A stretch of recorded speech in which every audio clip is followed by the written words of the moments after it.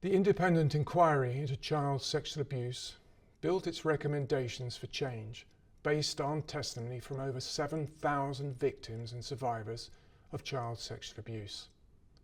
These findings were released in October 2022 and direct the government to take urgent action so that future generations of children can be better protected and adult survivors have improved trauma-informed support. Now, having suffered sexual abuse as a child at the hands of a family member and his 3 friends, then subsequently threatened into silence, I couldn't tell anyone as a child about the horrific acts I was enduring. I spent years not understanding what had occurred, at great cost to myself and those around me. I look around today and don't see the change in society that would have helped me then and could help children today.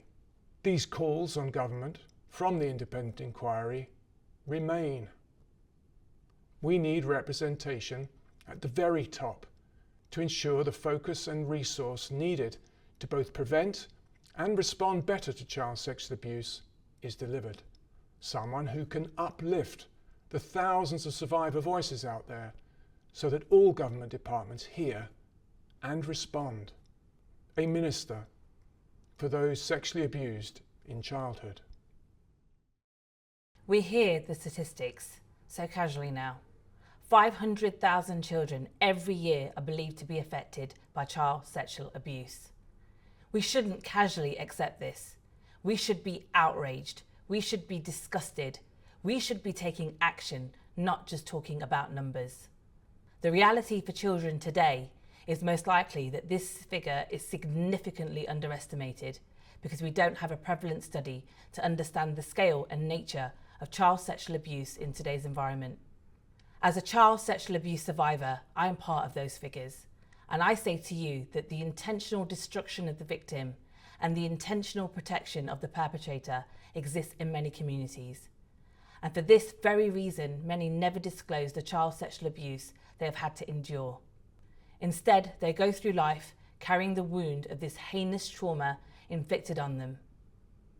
Had my community and family been educated on the fact that child sexual abuse is unacceptable and not something that should be tolerated, but rather a crime for which there needs to be justice, then my life would have been very different. And my healing journey would have started a lot sooner than it did. I want this to be different for others. We need to understand and follow the data so that it can enable training for our frontline professionals to spot the signs of abuse so that the right support gets to the victims and survivors at the right time. It could also ensure that families and communities can understand that abuse can be perpetrated by trusted and known individuals and not just strangers.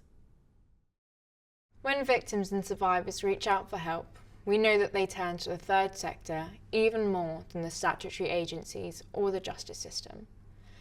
These organisations are already underfunded and unsupported to deliver the bespoke, essential and trauma-informed support needed for all victims and survivors.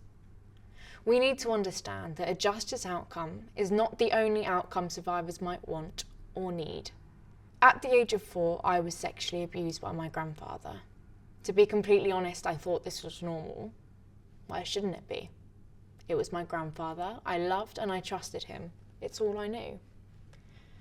I mean, of course, it never felt right, but I was too scared to lose his trust and had no reason to doubt him, or even had the words to push back. Eventually, I was able to gain some understanding of the enormity of what had happened.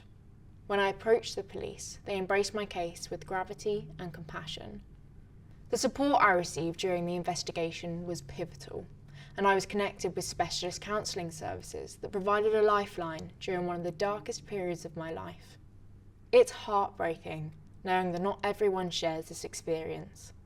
In fact, the more I've worked and engaged with survivors of child sexual abuse, the more I understand that the support I received was very much the exception, not the norm. I wouldn't be who I am today without the support, which is why I urge focus and change for support after child sexual abuse. This can't go on.